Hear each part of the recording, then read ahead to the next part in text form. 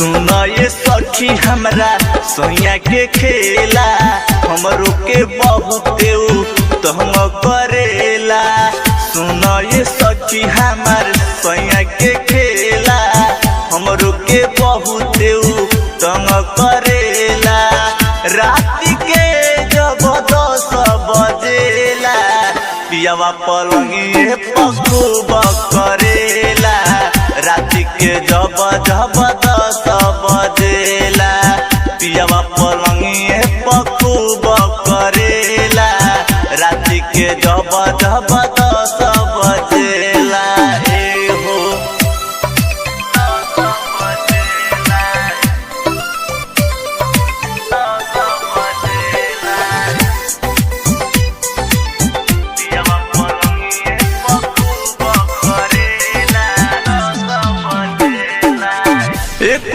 छोन हमके छोड़ेला भातारा लेवेला माजा सखी बंद करके टाटारा।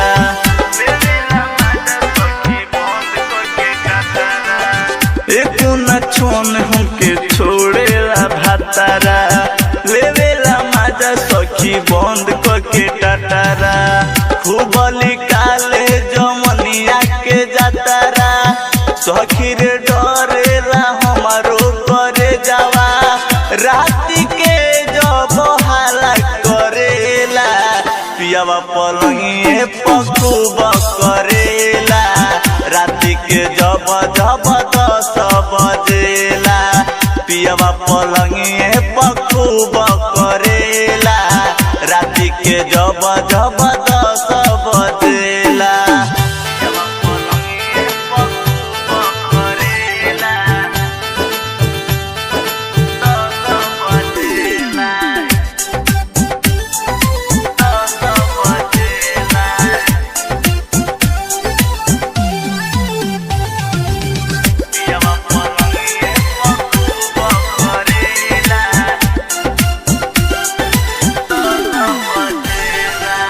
संजय समरेश पिया छोड़े नया तर दिन प दिन तो भइल जाता पातर।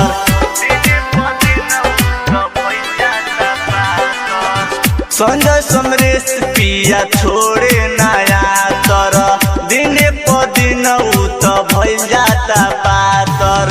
सुजित बेदर्दी रहीश रसीला मुकेश चंदन किशन रंभू अकेला।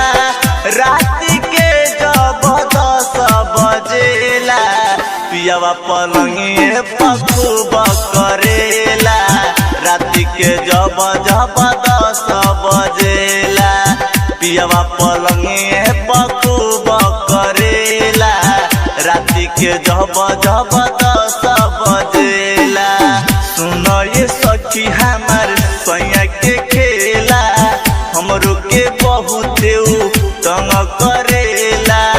रात के जब 10 बजेला पियावा पलंगिए पखुब करेला।